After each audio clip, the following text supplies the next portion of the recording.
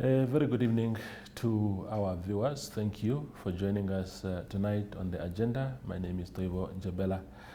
Tonight on the platform we are hosting Luckson Chimanikire. He is a Pan-Africanist and a political analyst, of course of Zimbabwean origin, but who resides in Namibia. And Mr. Chimanikire wrote an op-ed which is titled Defending Zimbabwean or Zimbabwe African National Union Patriotic Front, that is Zanu-PF. So defending Zanu-PF, Zimbabwean leadership, and the African sovereignty against baseless attacks. And this is mostly based on the accusations that Zanu-PF, the ruling party in Zimbabwe, has been interfering in elections in Southern Africa. A notion that Mr. Chimanikire says has no basis in truth. Thank you very much, sir, for making time. I think let's just start with this accusation. I think it started mostly after the election in Mozambique. Yes. Your president, Mr. Mnangagwa, is currently the chairperson of SADC. And one of the first accusations that were made was that before the elections in Mozambique were officially declared, Mr. Mnangagwa, in his capacity as chairperson of SADC, had already congratulated the ruling party in that country. And that is seen to be already an interference because then, that tone has already been set. But apart from that, the other accusations are that, of course, even in our election here in Namibia last month, that similar interferences were happening. If you can share with us your thoughts, might be some sort of summary of what you wrote here. Thank you very much for having me, and good evening, both the viewers. I think I'm very grateful that you have invited me to discuss this subject. Yes. It's a subject that is of much interest, and you find it, I think it has made so much headlines in the social media. Yeah. And everybody is talking about it, and people have got much interest about it. I would start by talking about the principles that guideline Zanu-PF and the principles that guides Zimbabwe as a nation. And according to the constitution of Zimbabwe, it is very clear from section 1 about sovereignty and non-interference in other nations. And also section 12, it talks about the foreign policy of the country. And Zanu-PF, it much respects other nations in terms of their sovereignty and also in terms of their independence. These issues, as they are coming, they are baseless, and they are meant to cause disunity among Southern African nations and among Southern African people. And looking at it, the reason why I had to sit down and write an article and to share my thoughts and my views with the people, it is because of the misinformation that is given, especially to the youth, and the intention which is there is to divide and rule our people. As we are aware that from the African context, since the Berlin Conference of 1884, where Africa was parceled to a table and it was divided and shared amongst the superpowers. Since then, the divide and rule approach has been on the agenda, and it is living and live and well, and we still witness it today. So it is not surprising that these issues are coming today, and looking at the principles of liberation struggle that Zanu-PF still continues to uphold today, and also with the intention of keeping Southern Africa united, and also Africa as a whole united, and Pan-Africanism. It is very important that Zanu-PF and Zimbabwe play its role in order to pursue its agenda of ensuring that there's unity amongst all the people from within the country in Zimbabwe and outside also as well. Coming to the issue that you said about our president congratulating the president of Botswana, the president-elect of Botswana, of Mozambique, whilst the elections were not officially announced, he wouldn't know, because these are high offices and he is the chairperson of SADC. Information might have gotten to his office. I don't want to speak much on his behalf because he knows what happened in the office.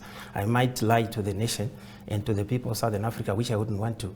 But I believe that the president authentically did so, and he knew what he was doing. And from his office, he's not a person who would just say, okay, I'll congratulate and I'm interfering. And if we look at the definition of word interference and also congratulations because someone has made an achievement, I don't think that is proper term to use to say he has interfered. And I think that's a wrong term. If you check it, I think there are people that have got an interest in it, and they want to cause confusion amongst the people of Southern Africa, which we are saying we do not want that. What we want to promote is want to promote unity amongst the people of Southern Africa, be it Namibia, be it Mozambique, be it Zimbabwe, South Africa. If we go back to the times of the colonial era, you would find that the revolutionary parties, they were united and for a reasonable cause, for a reasonable purpose, and the purpose was to fight the imperial domination, which was suppressing our people. Yeah. And this unity continued, and this solidarity continued until today. You would find that in my article, I actually highlighted it, that there is a strong solidarity amongst these revolutionary parties, in as much as there is this wave of campaign of negativity, which is spreading around against the revolutionary parties. We wouldn't say that the revolutionary parties are supposed to live for a longer period of time, but we would say, okay, if the masses, if the people decides to say a revolutionary parties, now it is their time to step aside and another opposition party or another group of people must come in. We know this is leadership, we don't have a problem with that. But if you check the current accusations and the current fights against the revolutionary parties, it is the fight against the ideologies of our liberation struggle, it is against the Pan-Africanism, it is against our background as Africans, as united Africans, which we are saying this is what we want to promote. And we wanted the youth to understand that. But you would find that the divisive approaches that are being made today are to divert or to deceit the minds of the youth, and for them to look at the revolutionary parties as nothing, and as parties that cannot be appreciated for what they have done. If you check the attacks that can be done to our elders, which is not proper, and we cannot allow that to happen. If you look at how they sacrificed their lives to fight for our liberation today, if you check the attacks that are made on presidents, our leaders of our political parties, look at what was happening to recently our Secretary General of SWAPO party, you can tell that there's no respect. And this is what we are saying, that we must respect our own elders, we must respect our own people, we must respect our own ideologies, upholding our own principles that bind us together as African people, but not principles that divide us. But we have allowed these scenarios whereby we have got interference from outside, from the West, that are coming in. And to me, I would think that this is a clandestine approach that is being used, and we are being corroded, or we are being eroded from inside. Because once we start fighting on our own selves, now is today, it's our own people here fighting against the Zanu-PF and its leadership and Zimbabwe people. And what will happen to Southern Africa? It's to destabilize the region, is it? I hear you, I hear you. So let me ask you this. There's a lot of things that you mentioned that we must ventilate. But the first one is we saw high-profile Zanu-PF functionaries coming here just on the eve our elections, Obed Mpofu, who is the Secretary General of Zanu-PF, was here. He attended some of the final rallies of SWAPO in the build-up to the election. What do you think he was here to do? I would think that, you see, like I mentioned earlier on, that the relationship between SWAPO, Zanu-PF, ANC, Frelimo, it's a relationship that dates back. It's a long-time relationship. It's more like somebody asking the brother that if you have got, let's say your brother has got a function, a very important function in a village, and then you have got a neighbor from somewhere, and then he visits prior to the function, just to see how you are arranging the function and how you guys are, and maybe it was arranged well before, but this is friendship. And people would question, why are they coming in? Because they are coming to rig the elections. I think that's improper. I think that's not normal to me, because if you check the relationship between amongst these political parties, it's a sister-brotherhood relationship, which is meant to protect the interest of Africans, especially the people of Southern Africa, on how they suffered during the liberation struggle and how they suffered under the colonial regimes, which were so oppressive. We know ZANU-PF fought the religion, the domination in Zimbabwe, and we have got South Africa that fought ANC that fought the apartheid regime, and we have got Namibia that fought also the South African domination, the apartheid, which was also here. And what they did during the time of fighting, they did not fight in isolation, but they fought as a team. They came together in solidarity, in support of each other, because of the shared values, because of the shared norms and beliefs, and because of the shared interests of what they had. So because of that, they had to come together and fight. So this is what is bringing them today. Yeah. So if you see them coming together, that should not ring a bell or a question to anyone to say, why are they coming together? Because the elections here in Zimbabwe. Yeah, we might say that the coming in of him, it was because of the elections. How would we know? Just like when our Secretary General visited the president and we saw him in the newspaper and with the president, and we said, why did she go there? That was exactly the question at the time, also to say, is it purely coincidental that in the election year, SWAPO sends a very high profile delegation to Harare, met Zanu-PF closed doors. Of course, it's up to them to discuss whatever they want as sister parties.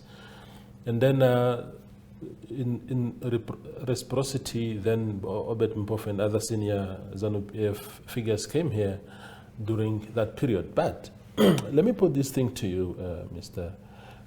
Chimanikire.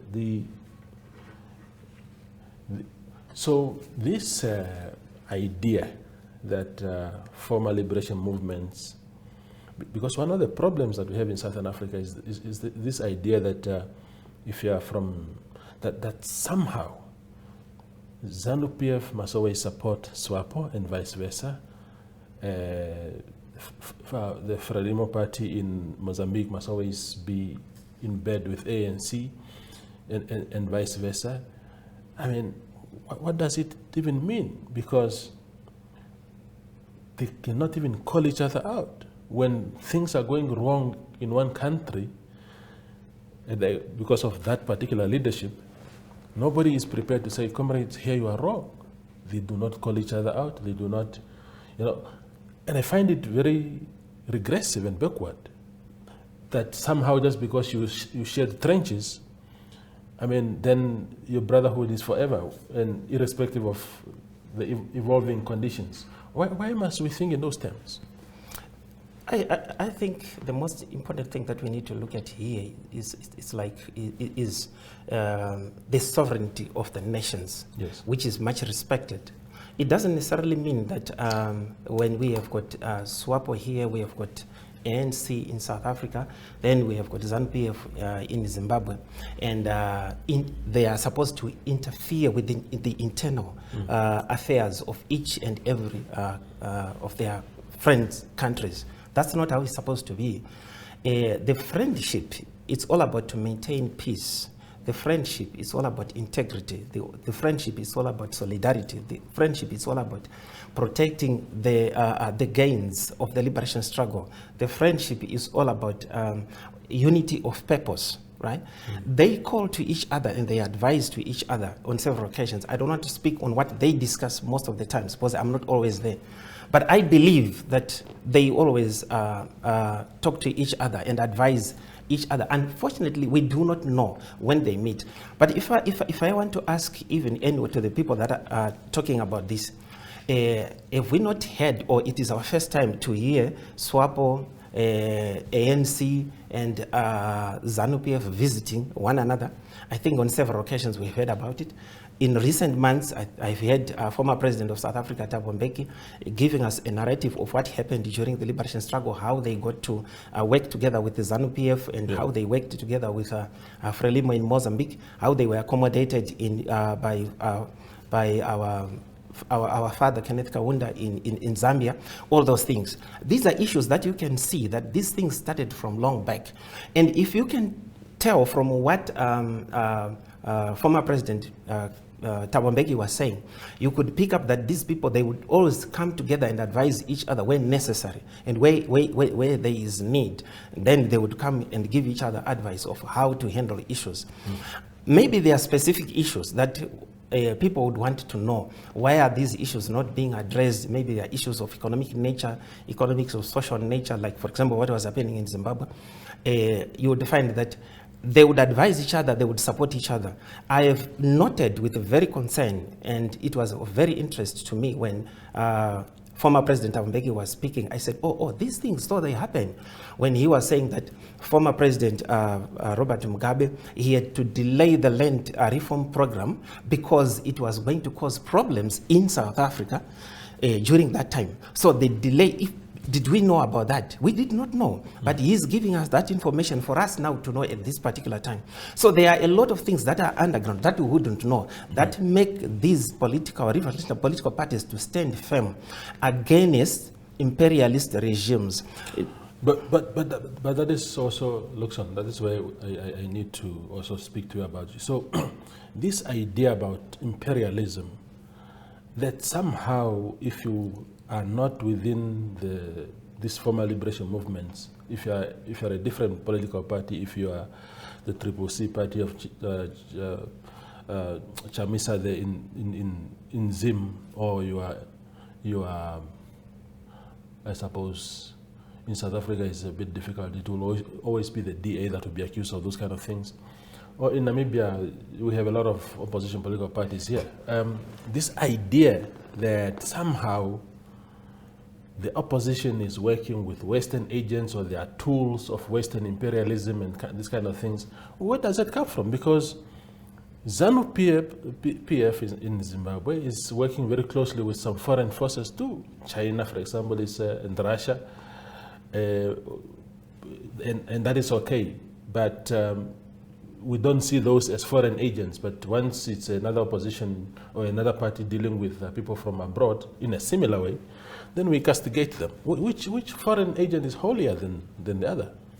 I think there's no foreign agent that is holier than the other, but it depends on the principles of your relationship and what it has. I think we've got a lot of history in terms of these foreign relations.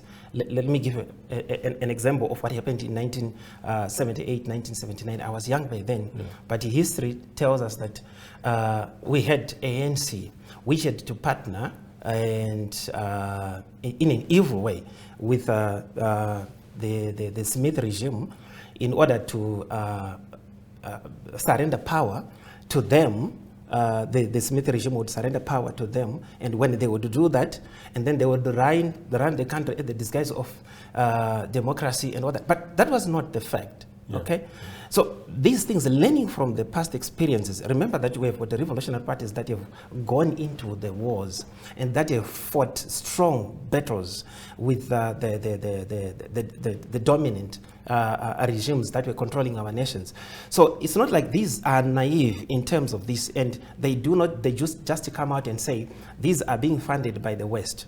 Let's take, for example, anyone, you have mentioned the likes of China, the likes of Russia.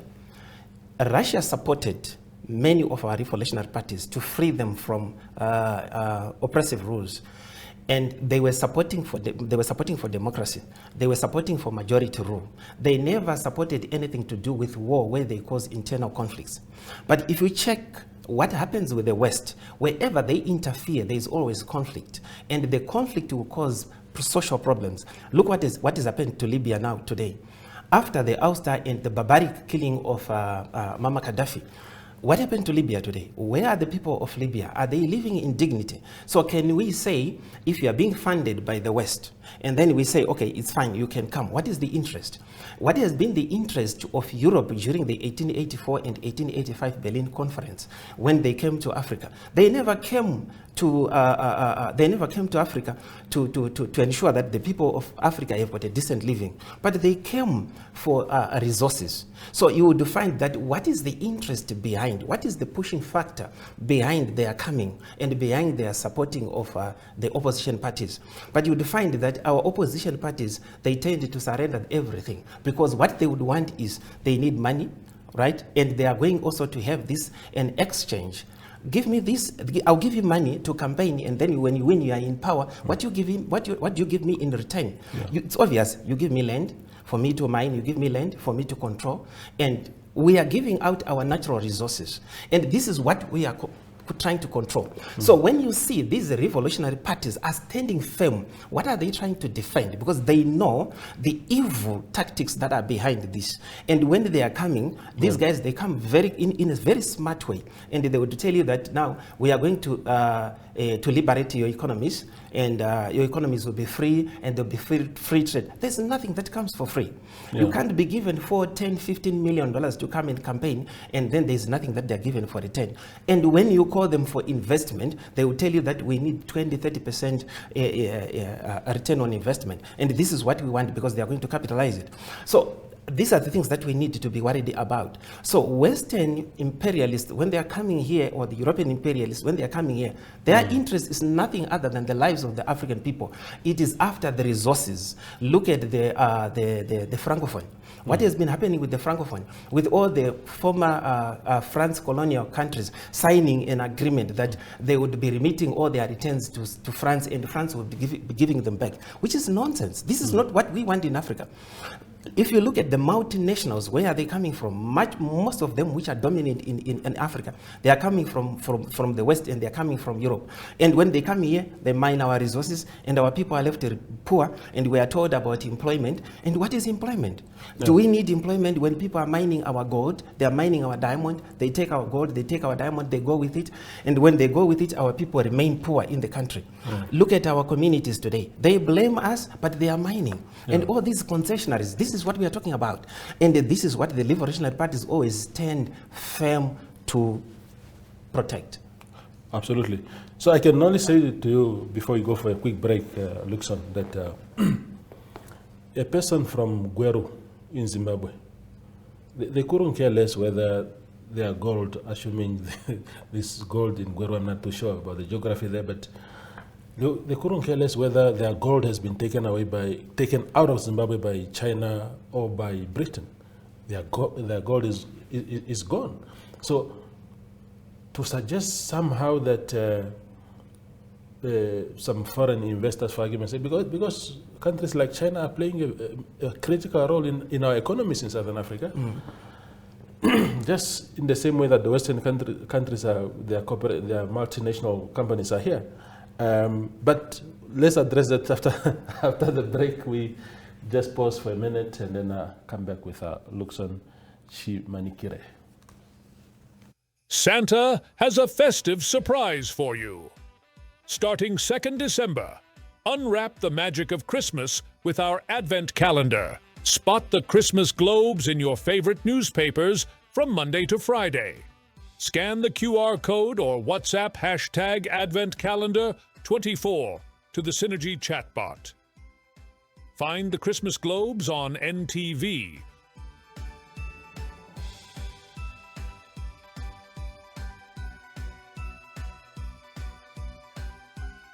Or visit our Facebook pages for daily Advent doors from Monday to Saturday. Win daily prizes. Lucky winners will be contacted and Logistics Hub Namibia will deliver your prize. Merry Christmas from Santa and his proud prize sponsors.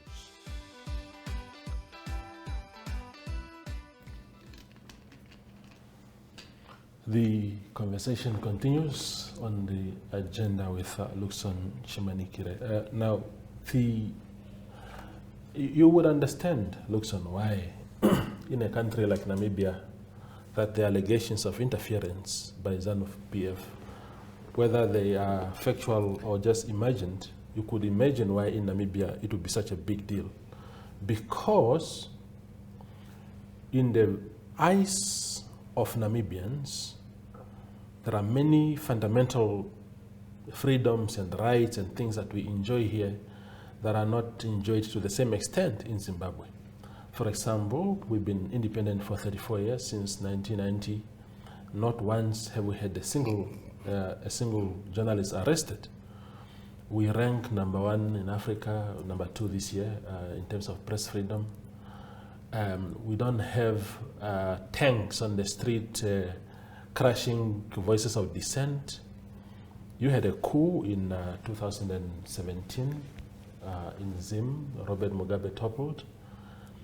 So you could imagine why Namibians would want to keep a very healthy distance between. So SWAPO is an entity, friends with Zanu-PF, that's their business. But the common Namibian citizen will be very, very scared of what is happening in Zimbabwe most of the time to replicate itself here. You could understand that, why we fear this. I think it's because of misinformation. There is a lot of information that has been going out, which is designed just to turn the minds of the people against one another. Of which I would want to say something in regard to the issue of the coup. I think it has been very clear that it wasn't a coup. It was just a change of leadership. Which was yes, it was just a change of leadership. But people might define it in that way, whichever way they may, which suits them. But in reality sense, I think that it doesn't mean that. Of course, I think it was very clear even when it was announced, the purpose of it and why it was done. So it was on the TV and on the media, and officially it was spoken out clearly to everybody. But people, when they want to misinform, they tend to use these words in another way. No, but Luckson, I have to challenge you on that, because the events as they unfolded in late 2017 was very clear. People like Idim Mnangagwa were facing expulsion from Zanu-PF. There was that group of Kasukwere, them, I can't remember what they used to be called. And Grace Mugabe also wielding very serious power within the party. Idim Mnangagwa has to run out of the country. He had to, many people, it was a coup in the purest sense of the word. Jonathan Moyo has to run away. Bullets, he still has on his Twitter account there, the pinned tweet has always been about how he dodged bullets. That's not the Zimbabwe that Zimbabweans dreamed of. That's not the Zimbabwe that Robert Mugabe at the time of inception dreamed of. The country degenerated under Zanu-PF to the extent that guns have to be shot for change of power. Yeah, and unfortunately it went that way. It was because of the circumstances that were surrounding within the party. I think even our current president, His Excellency Dr. Emerson Mnangagwa, he made it very clear that this is an internal issue. It's within the Zanu-PF itself. It has got nothing to do with anyone outside. And we will resolve it because it's not our first time. We have done it. We have faced this before. I remember it was during the time of 1975. 1975, when with the Nari and the Badza rebellion, the Nari Badza rebellion in Mozambique, and it happened right? So the similar thing almost also unfolded, and they know how to handle it, and that's why they handled it that way. That's why you saw that when President Mnangagwa came in, they did not bring anyone from outside. They just continued as Zanu-PF. But you know that sometimes you develop into divisions within a political party, and then you have to come and realign yourself and put together everything and then start afresh. That's what Zanu-PF did. And of course, people from outside, they would want now to see it in another negative way, but it was managed. Imagine if it could have happened in America, or if it could have happened in Britain. For example, in Britain, where you discover that how many presidents have come in and off. If it could have happened in Zimbabwe, it could have made a lot of noise, and people would have spoken about it. So it's something that is usual, something that you would find in life. Sometimes you would find even in a family, you have got quarrels, you have got misunderstandings, and people will still come together and eat and reconcile. But when it happens to Zanu-PF, and then people talk a lot, because I don't know whether they use the Zanu-PF as a super god to say Zanu-PF must not make mistakes, Zanu-PF must not do anything that is wrong amongst themselves. When they do it, and then it makes noise. Similarly, with the issue of the land reform, when it unfolded, people did not find out what exactly happened with the land reform in Zimbabwe and how it unfolded. But people had to write issues. You know, we've got people that are negative, even from our own country. They go outside and then they spread wrong information. Just, I don't know what they get and what would they want to get out of it. So land reform, Luckson, land reform. When Bona Mugabe, the daughter of the late Robert Mugabe, was divorcing a year ago or so, and there was this separation of assets, you know, between her and her husband, division of assets, and these things had to be put out in the public domain, called the court, for the court to hear who gets what. She was a young lady, I think at the age of 30 or 32, somewhere around, maybe she's even younger than that up to now. 21 farms for her alone. A young lady, daughter of the president who led this expropriation of land, and for some reason the daughter ended up having 21 farms. It's not negativity, it's not me inventing things, it was in the court papers, it's available online. How can she have accumulated so much if this regime of her father is such a holy regime? I'm not so sure much about it. I've not been following it, but I've read just small pieces of that information, because I'm such a character that when it comes to personal issues, I don't want to interfere much. Of course, I know this is a former first family, but I would say that you know, the time that former President Robert Mugabe was in power, it was a long period of time, and he could have accumulated quite a number of sums of money that he reserved aside, and he was doing his business. I think at one time he asked the question, why is it so that when it is me, and then a lot of people have to question, but when it is them, and then they don't question, they don't want anyone to interfere with it. Yeah, I think that one is reserved to the family to answer, and it's for the government and the ministries, the responsible ministries, to attend to it, how it happened. Yeah, I think we had such issues. I've heard about it, and I still have also questions about how did she do it, but she has got answers. She must be brought before, and then she tells the nation, I got these things like this, like this, like this, like this. Because she's just a normal Zimbabwean, regardless of the fact that she's from the first family. She runs an independent life, and she's not the president. She's the daughter of the president. I doubt there's any other Zimbabwean without proximity to Zanu-PF, and particularly to the first family, who could put up their hand today and say they have 21 farms. One person.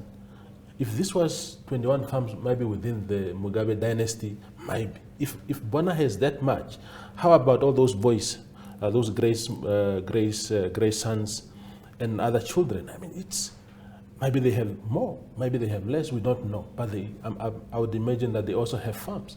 So for me, Luckson, the issue here is that there is simply mismanagement by these former liberation movements, and Zimbabwe is the poster boy of that, because you can't have a revolutionary party that conducts state affairs in that manner. And people, I mean, we have seen people are being jailed. What is the man, the lawyer who has been in jail for a long time? I think he got released now. Hopewell. Yeah, no, Hopewell is a journalist, but there's a guy, another guy who was in jail, and Hopewell used to speak a lot about the need to release him and whatnot. He's an opposition activist, but I forgot his name now. But we've seen photos of Morgan Tsvangirai during those years, banded with swollen faces. We have never seen things like that in countries like Namibia. And I'm not saying they will not happen. But the reason why people want to keep a party like Zanu-PF very far away from the Namibian affairs is exactly that. Because if our political leaders start thinking in terms of how your leaders think, that somehow you have to crush your opponent, there's no space for dissent, the country doesn't belong to Zanu-PF. Zimbabwe is for Zimbabweans. I think it's much interesting. Why is it that people think about what is happening or what has happened yesterday, but not thinking about what happened during the liberation struggle? And they are not talking about it, and they never even shared anything about it. What Zanu-PF did to support the liberation of Namibia, and what they did to support the liberation of South Africa from apartheid. We have Robert Mugabe Avenue here in Windhoek in recognition of that. Exactly. So there's no question about that. No, it's just, okay, we have the road, which was named after, but why are we not talking you have Sam comparing? Nujoma Avenue also in Harare, I know, Yes. I know that for sure. Yes. So this is recognition of that brotherhood, and nobody can ever erase that part. But what is this idea that somehow, because of these brave deeds of the past, that somehow now people are entitled just to crush others? Some people were not even born. In Namibia, you have the affirmative repositioning movement that just won 6 seats in the National Assembly, led by young people. Its leader is 37 years old, who was born in 1987. That is 3 years before our country was. There's no way he could have participated in liberation things. But he ought to be viewed in the same light as anybody else. Swapaka can't have more rights than him. I think there's one thing that we need to understand here. You know, Zanu-PF as a party and individuals, right? We have got a party, which is a group of people that are together, that are governing the country. Yeah. And we have got individuals. We have got their own behavior, right? Which is sometimes unethical, and which sometimes go outside the principles and the rules and regulations of the party. And the party has to discipline them. I want to believe that when it goes back to the issue that we were talking about, and about the issue of the land, of the Bona Mugabe having the land, and we have the people that are being like the, what is this, the Morgan Tsvangirai, and they are coming in. You see, if we want to look at it from a clear perspective, who was Morgan Tsvangirai and what was he after? Where did he come from? Morgan Tsvangirai came from Zanu-PF, to be honest with you. He came from Zanu-PF. Then he had to go out. And he rose into a prominent opposition level. But when the attacks were happening to him, was it coming from Zanu-PF leadership, or it was coming from the people that they were meeting with? There are quite a number of things that Zanu-PF sometimes is being accused of, yet they did not do it. The party did not do it. It did not commit that offense. But people would say that it is Zanu-PF that has done it. Zanu-PF, I don't think Zanu-PF would sit down in a meeting, such people who are of integrity, of running the country for such a long period of time, who have given us the lifetime to live until us, we are here today. As you look at me, I've been under Zanu-PF for quite some time, for a long period of time since I was born, and we have been operating like that, and I've been running perfectly, and my life is perfect. And I wouldn't think that those elders would sit down and design a strategy to go and attack Morgan Tsvangirai because he's an opposition leader. If they would do that, why did they come in later on when he was sick to assist him? Why did they had to form a unity government, and President Robert Mugabe had to bring him together, and they worked together with him? They just took him as an individual. But you know, because in 2008 Zanu did not win the election, so they didn't have the mandate from the people of Zimbabwe to lead. So you had to come up with somebody to co-lead the country. But But the point that I'm making also on what you just said, you see these vigilante groups, people beating people on the streets, Exactly. under the banner of, even if now you say, okay, it's not sanctioned by the party. Exactly. If you are in a country where such kind of behavior is punished properly, you wouldn't, even if you are wearing a Zanu-PF shirt, you wouldn't try to do that because you know the consequences will be the same as it would have been for everybody else. But now people wear that Zanu-PF jacket as a banner to protect themselves, to say, oh, if you beat people in the name of Zanu, you are more revolutionary, you are more patriotic, you don't get to go to jail and these kind of things.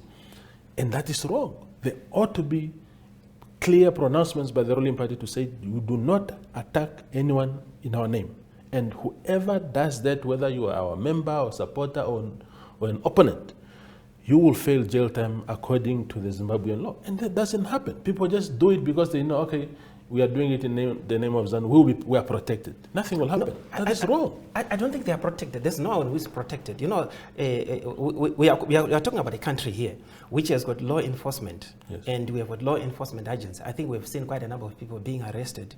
But the problem is, like, when it is being reported, it is reported in another way, that just to paint a negative picture of Zanu-PF, that Zanu-PF is doing this. But in principle, Zanu-PF does not promote it, even in one single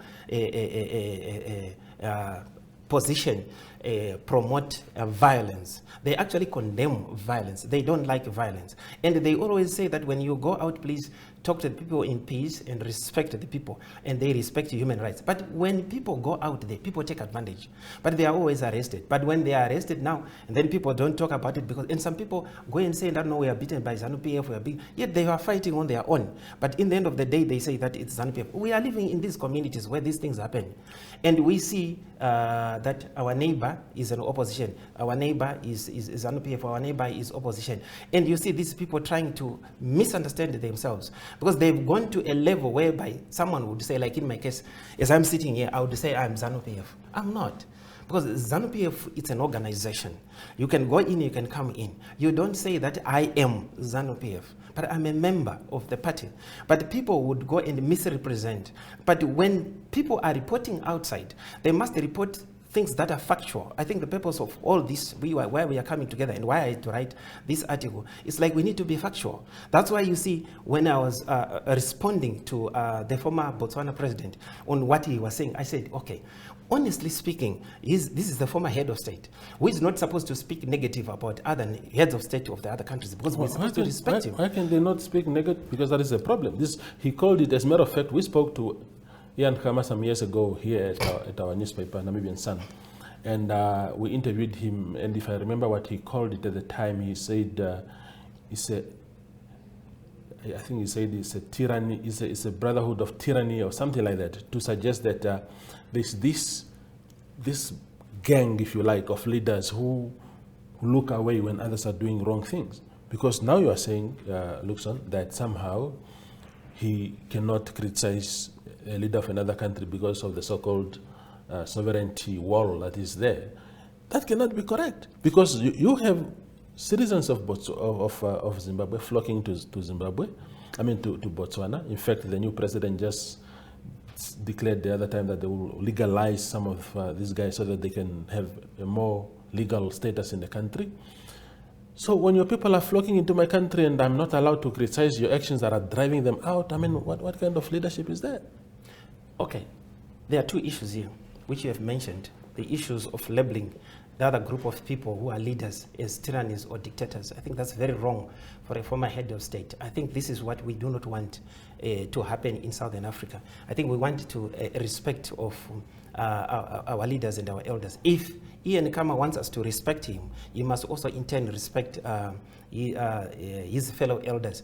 I think there are platforms where he can engage. If he sees that there is something that is wrong, that is going on within with the Zanu-PF's leadership or with ANC's leadership as former of head of state, I think he has got the capacity to go and approach and talk to them, rather than to go to media and try to divert the minds of the youth. What is he trying to do? He's trying trying to poison the youth in terms of language. In the end of the day, we will not even respect him again in 10. You will see that the way we would write against him, we are young ones, but the way we would respond to him, it's actually very bad, and he's not supposed to do that. There are dialogues that he is supposed to engage with the people and with the responsible authorities, and talk to them and advise them, this is the correct way of doing it. This is the brotherhood that we would want, and this is the sisterhood that we would want to promote in Southern Africa or in Africa as a whole. That's the Pan-Africanism. We cannot have Pan-Africanism whereby one of us will stand to raise, you know, what Kama has done. If I can tell you, to be honest with you, you can tell that there's somehow an influence which is coming from somewhere. And always, the West and Europe, they always take advantage of that. If I stand up here and start to fight against our president, they will come and say, okay, we want to fund you. Because that's what they want. They want to cause commotion and division amongst the countries so that they can continue to loot our resources and our people continue to be living in poverty. And this is what we don't want. If we are the fellow Africans, we must be coming to each other and talk to one another and advise each other friendly and as Africans, and we solve our problems. I think this is one of the core principles of Zanu-PF, that we must have African-led solutions to African problems. It's one of the core principles. And it is very important, and they've been upholding it. So what we would want is for him to come together and talk to other people, to fellow leaders. So I just want to clarify what Kama said in August 2020 to our newspaper was that he called SADC an oppressive brotherhood, and he was talking about I don't know what was happening in Zimbabwe at the time, but he said he didn't like the quiet diplomacy that countries within SADC deployed and tend to deploy. And the point that he was making really is to say that, I mean, Thabo Mbeki, whom you quoted earlier on, has, when he came up with, I think it was called the Africa Peer Review Mechanism. It was a mechanism where you are being reviewed, your work and everything is being reviewed by your peers across the continent, and to give you a frank assessment of how you've done. And I think it's a good thing to say, President, here you are wrong. This is not how we expect you to lead your people. Yes, in the end, it's a sovereign matter how you treat people there. But there are people. We are in Namibia. We say that Namibia is a product of international solidarity. There are nations who came to our rescue when in our hour of need. So we can't now turn around and say suddenly because we are independent, that international solidarity can no longer hold. If we start oppressing people in this country, we expect countries like yours, Zimbabwe, to come to our rescue here and not say, oh no, it's a sovereign Namibian matter. So in the same way, why is it wrong that when leaders criticize Zimbabwean leaders, that somehow, like Kama here, that is wrong? It's not wrong. No, it is very wrong. I think it's totally very wrong. According to, you see, what we want to promote here is the cultural integrity of the African people, and we have learned from the past that once you do that, you go to the pub, to the media, then you start talking to the media, and you are a former head of state, and people tend to follow you, and what will happen, it raises eyebrows and interest around the world. Look what happened to the social media after he said so, right? And people now are attacking our elders. If I may ask you one question, which is very simple, if I may ask you, even the viewers as they are listening, I have not heard in America or in Europe where they themselves, leaders, are attacking one another. We have had more than 45 presidents in America, but I've never heard any one of them standing and speaking against the former president so badly like we do. Even in Europe, you find that they've got this brotherhood. If I can give you one practical example, which happened with the aid, just immediately after Second World War, Europe came together, right, to rebuild their nations, and they got the aid, and they had this brotherhood of managing the aid. What did we do us as Africans? We stand as individual nations to get the aid. That's why the aid has not been working in Africa. So this is what we do not want. That's why we are against the Khama's approach.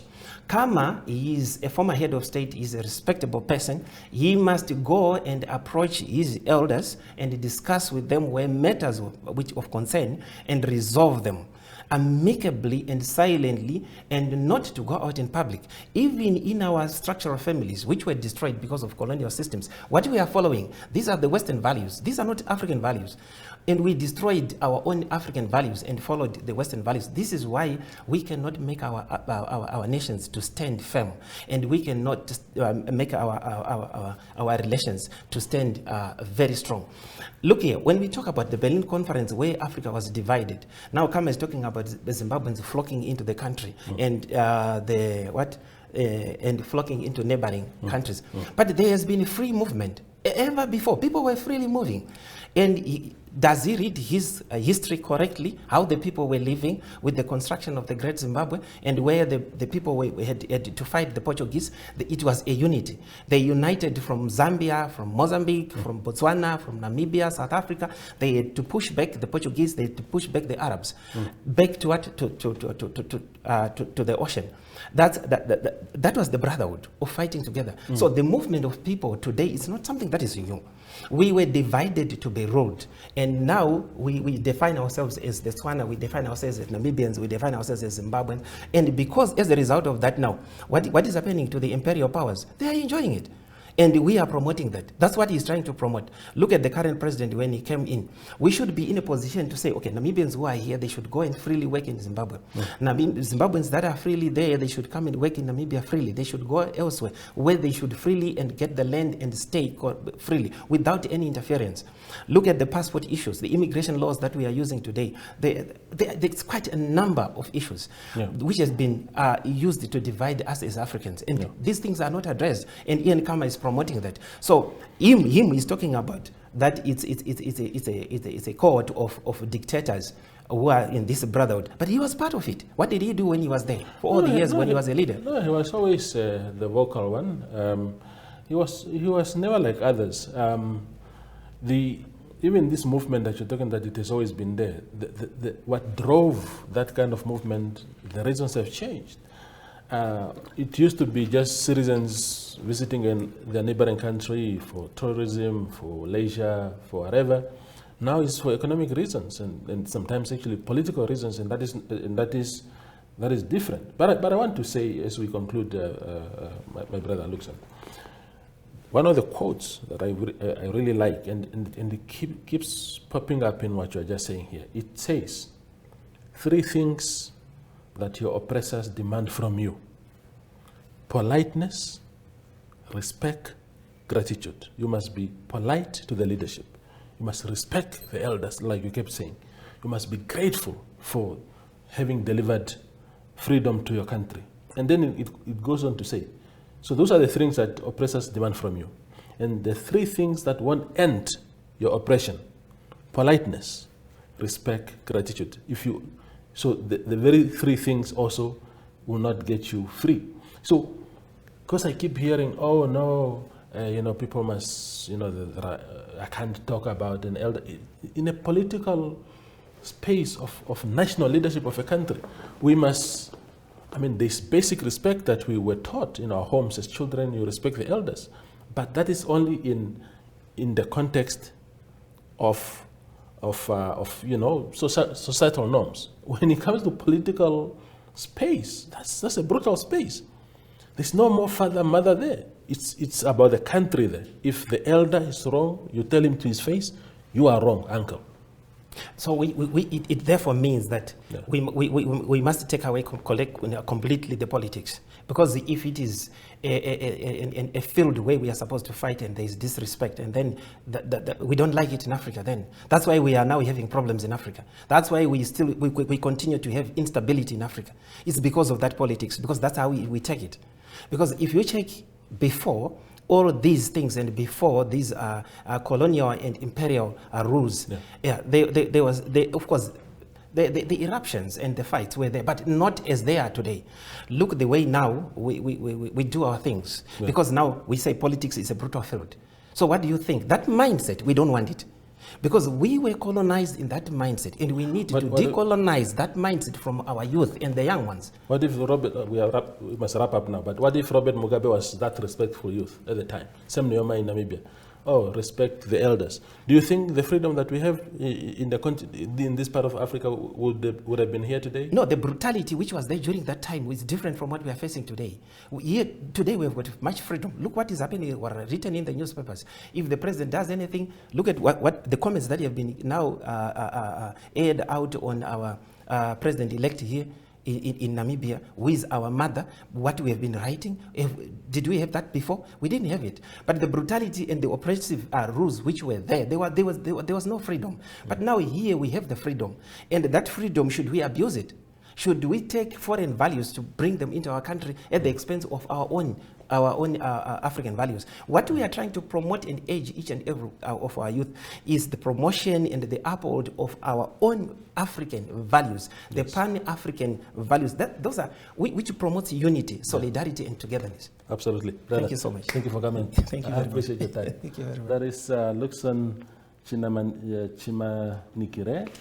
Sorry, I kept pronouncing your surname like that, but he is a Pan-Africanist and a political analyst, also a member of Zanu-PF in Zimbabwe, based here in Namibia, just sharing his views about the allegations that Zanu-PF is influencing electoral processes in the rest of Southern Africa. Thank you for watching.